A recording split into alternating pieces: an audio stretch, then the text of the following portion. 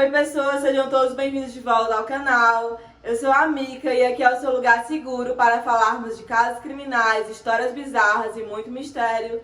Então se gosta desse tipo de conteúdo e caiu aqui por acaso e ainda não é inscrito, deixa teu like no começo do vídeo, se inscreve, ativa o sininho para não perder mais nada. Esse é o nosso primeiro episódio do especial do mês de Halloween, que contarão com 3 vídeos por semana, onde eu contarei casos criminais, histórias bizarras, lendas e mitos, outras histórias, e acontecerão todas as terças e sextas, às 8 horas da noite e aos domingos, 2 horas da tarde. Agora, sem mais falação, vamos para o vídeo de hoje.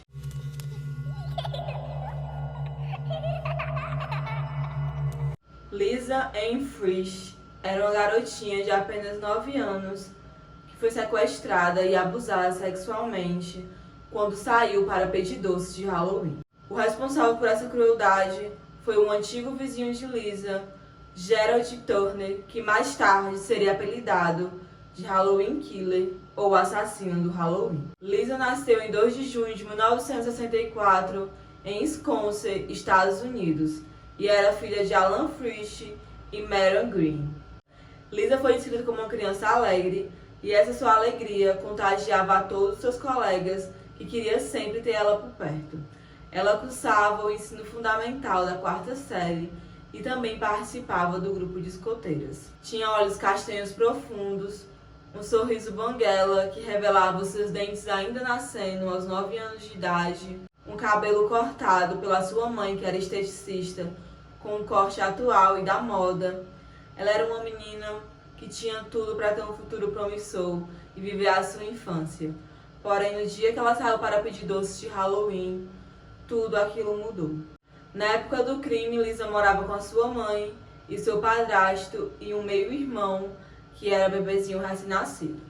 E não diferente da maioria das crianças, em 1973, Lisa estava jantando e após o jantar, ela iria encontrar uma amiga para assim sair para pedir doces ou travessuras. Naquele Halloween especificamente, Lisa queria usar uma fantasia de borboleta, mas ela foi impedida pela sua mãe, pois estava muito frio. Então a mãe decidiu colocar um agasalho verde em Lisa, uma calça jeans decorada com umas fitas azuis, e para dar mais um ar de Halloween, deixar a Lisa um pouco mais feliz, já que ela não tinha conseguido aquela fantasia que ela tanto gostava, a mãe também elaborou umas sardas no rosto da criança e colocou um chapéu preto de feltro nela. Então, por volta das 5h45 da tarde, Lisa sai de casa e tinha feito planos para se encontrar com uma amiga. Após esse encontro com essa amiga, elas se dirigiriam para um lugar que foi batizado de Casa da Abóbora. Era um lugar seguro que os pais tinham criado para as crianças irem lá pedirem doces e não acontecer nada de ruim com elas. Porém, essa amiga acabou ficando de castigo e não pôde acompanhar a Lisa na caça aos doces.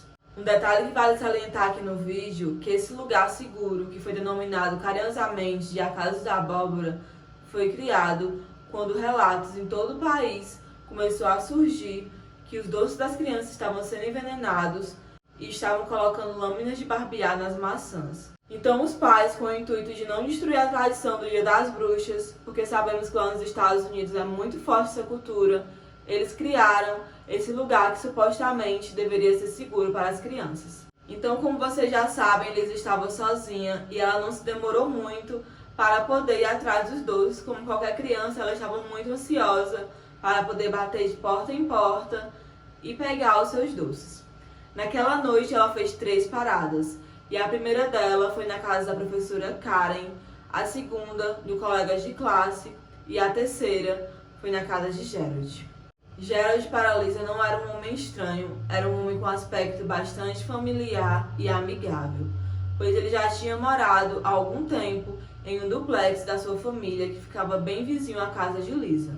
E nesse tempo que ele morava lá, Lisa gostava muito de conversar com ele e ele não apresentou nenhum comportamento aparentemente estranho que Lisa tivesse contado para os seus pais. Então, aparentemente, ele sendo um homem de confiança, não parecia estranho para Lisa entrar na casa dele naquela noite. Gerald morava com a sua namorada Arlene Penn e seu filho, que na época era um bebê. Mas, infelizmente, naquele dia, para a infelicidade de Lisa, Gerald estava sozinho em casa. E outra coisa que ela nem a família dela sabiam era que Gerald já tinha sido acusado de crime sexual contra uma babá de 15 anos, mas nunca chegou a responder pelo crime de fato. A partir daí existem duas versões. A primeira era que Lisa tinha chegado até a casa de Gerald, encontrou-a aberta e já foi entrando.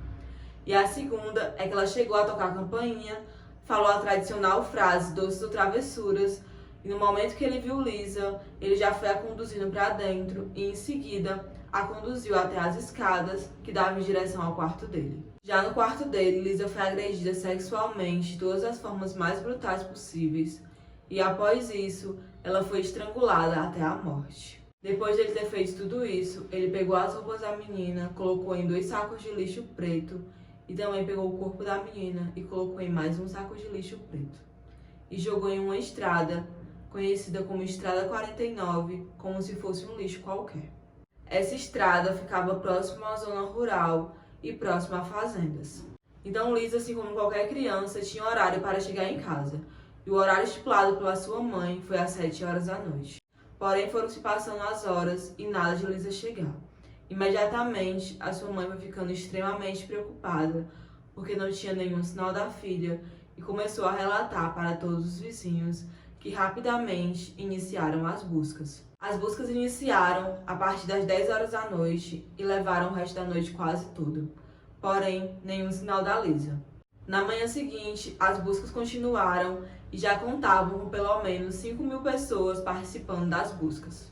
Entre essas pessoas estavam guardas municipais, helicópteros, aviões particulares, Land Rovers, voluntários a cavalos e policiais vasculhando pântanos, rios e lagos. Também foram distribuídos cerca de 6.000 cópias de fotos de Lisa por toda a cidade, a fim de encontrar a menina a tempo e pelo menos com vida. Os postos de gasolina também chegaram até mesmo a oferecer cerca de 25 galões de gasolina para quem usasse o veículo para procurar a Lisa. Foram em torno de 2 dias e meio de busca, quando o fazendeiro, em seu trator, quando ele estava voltando para casa, encontra um saco de lixo e ele foi inspecionar. Dentro desse saco de lixo estava o corpo de Lisa. Imediatamente ele liga para a polícia e a família é informada. O corpo de Lisa foi encontrado no sábado por volta das 11h30 da manhã e rapidamente toda a população que estava engajada de encontrar a menina soube da notícia. Então, em 6 de novembro de 1973, toda a comunidade se reuniu na igreja luterana para lamentar a morte da pequena Lisa de apenas 9 anos. Lisa estava usando um vestido roxo e branco que ela tinha usado para tirar fotos da escola e estava deitada em seu caixão branco. Foi descrita com aparência tranquila, que parecia que estava dormindo e aparentemente em paz. Após isso, o primeiro contato de Gerald com a polícia foi alguns dias após o crime, onde a polícia começou a fazer inspeção pela vizinhança próxima à casa da menina. Eles usaram métodos de eliminação, e assim eles poderiam provar facilmente que Lisa tinha ido para 2 casas antes de ir para a dele, e que após isso, ninguém mais tinha a visto. Rapidamente, Gerald negou qualquer relação com o crime e a polícia foi embora. Ele pode ter até pensado que ele se safou porque passou alguns meses e a polícia não o procurou novamente. Porém, em 27 de março de 1974, a polícia vai novamente até a casa de Gerald para fazer uma nova cariação. Os policiais queriam saber com exatidão onde ele estaria no dia do crime e se ele teria recebido Lisa na sua casa para distribuir doces. Rapidamente, ele disse não se lembrar com clareza do dia do crime, pois teria recebido muitas crianças na sua casa e seria difícil determinar se Lisa teria ido na casa dele. Uma coisa que não faria sentido nenhum, porque uma criança que tivesse passado pela casa dele e foi assassinada, certamente ele se lembraria, porque ele não era nenhum demente. Porém, no mês seguinte, no dia 7 de abril de 1974, a polícia foi novamente até a casa de Gerald e solicitou que ele fosse até a delegacia para prestar um depoimento. Os policiais afirmaram para ele que as informações que ele teria passado no dia 27 de março seriam incoerentes com a história verdadeira e ele precisava prestar esclarecimentos. Já na delegacia, foi informado sobre os seus direitos e sobre a Constituição e Gerald assinou uma papelada renunciando a todos eles. Não se tem detalhes do motivo que ele teria renunciado aos seus direitos, mas futuramente ele viria a fazer isso novamente. Ainda na delegacia, no dia 7 de abril, foi solicitado para Gerald que fosse permitido colher alguns pelos do corpo dele e algumas fibras da residência que ele morava. Nesse dia, ele assinou o termo para autorizar que fossem colhidas as amostras. Após isso, Gerald foi para casa e, por enquanto, ele ainda não foi preso. Os próximos contatos de Gerald com a polícia só aconteceram no dia 2 e 8 de agosto de 1974. Em 2 de agosto, quando ele estava na delegacia, foi solicitado que o agente Tomazelli fosse responsável por interrogá-lo. E aparentemente ele tinha cooperado com tudo, dando os detalhes que ele sabia. Mas a partir do momento que foi solicitado que ele passasse pelo teste do polígrafo, ele mudou totalmente o semblante e se recusou a passar pelo teste. Mas o agente Tomazelli deixou muito claro que aquilo seria basicamente uma confissão e que se ele se recusasse e saísse dali, ele seria oficialmente acusado pela morte de Lisa. Então, sem muita alternativa, ele concordou em fazer o teste, mas infelizmente o resultado foi inconclusivo. Novamente foi solicitado um segundo exame, no qual ele se negou totalmente a fazê-lo. Essa recusa de Gerald foi testemunhada pelo agente Tomazelli, que chegou a conversar com Gerald e, após essa conversa, Gerald concordou em confessar tudo, conversando apenas com ele e com o escrivão Anderson. Antes de iniciar o depoimento, mais uma vez, o agente Tomazelli leu os direitos dele e a Constituição e, mais uma vez, ele se recusou a tê-los.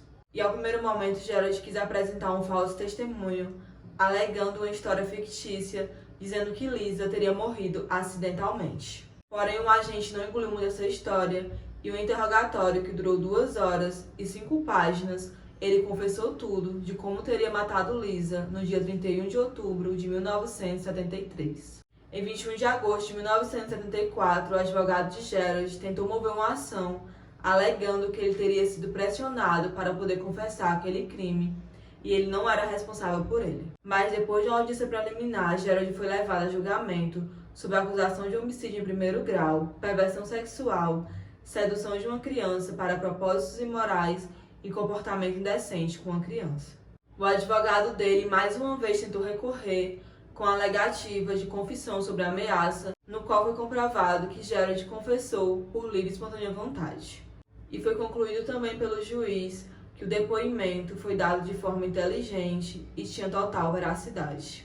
Então, diante da confissão de Gerald e de algumas evidências circunstanciais que contavam com o cabelo de Gerald no corpo da vítima, e como a única defesa de Gerald era ele mesmo e a sua negação, ele foi condenado a 38 anos e 6 meses de reclusão. Porém, como nem tudo são flores, Gerald chegou a ser libertado 2 vezes. Uma pelo um erro técnico da data de libertação que ele teria e outra por bom comportamento após ele cumprir 17 anos. Em 2003, ele ainda se encontrava solto, mas após ser encontrado várias imagens pornográficas em posse de Gerald, novamente ele voltou para a prisão e foi condenado a 15 anos de reclusão. Mais uma vez, para o tormento da família de Lisa, ele já tinha data prevista para sua libertação, que seria no dia 1º de fevereiro de 2018. A família fazia muitos protestos, petições para que ele fosse condenado à pena de morte. Mas a única coisa que o departamento de Wisconsin conseguiu era que ele fosse levado para um manicômio. O argumento usado é que ele não era estável mentalmente e era sexualmente violento, pois mesmo após libertado e diante de supervisão de alto risco, Gerald conseguiu quebrar as regras e ficar de posse de milhares de imagens pornográficas em seu computador. Então, em 16 de agosto de 2018, o tribunal acatou esse pedido e Gerald foi internado. A expectativa é que Gerald passe o resto da sua vida lá, mas caso isso não aconteça, ele será obrigado por lei estadual a se registrar como agressor sexual e será monitorado com uma tornozeleira com GPS pelo resto da sua vida. E também será obrigado a atualizar suas informações como endereço ou viagens previstas. A família de Lisa luta até hoje para que Gerald tenha outra sentença, pois aparentemente ele já cumpriu essa sentença pelo crime de Lisa e só está preso por outros motivos. E a família não se conforma que Lisa não está entre eles, enquanto Gerald chegou até mesmo a sair da prisão e levar uma vida aparentemente normal. E até onde eu pesquisei, não se tem maiores informações e detalhes se Gerald realmente permanece no manicômio ou maiores detalhes sobre a família de Liz. Particularmente, eu amo Halloween, o Dia das Bruxas aqui no Brasil, e culturalmente falando, a gente não tem esse hábito, mas os países que têm, dificilmente cai a nossa ficha desse lado sombrio que eles carregam, que é as pessoas ruins se aproveitarem para poder fazer mal às crianças, que saem com essas fantasias de borboletas, bruxas, enfim, aquilo que elas mais amam para poder pedirem doces e acabam fazendo crueldades e muitas vezes tirando a vida dessas crianças. E quando a gente se dá conta dessa crueldade, muitas vezes cai a nossa ficha e perde aquela magia e aquela beleza diante de tanta perversidade que as pessoas acabam se aproveitando. Hoje foi o primeiro episódio do nosso especial de Halloween e eu queria agradecer muito a quem ficou até o final e convidar vocês a me seguir nas outras redes sociais, porque eu sempre vou estar avisando por lá quando tiver vídeo novo ou quando atrasar o vídeo, porque pode acontecer também. Então, até o próximo vídeo. Tchau!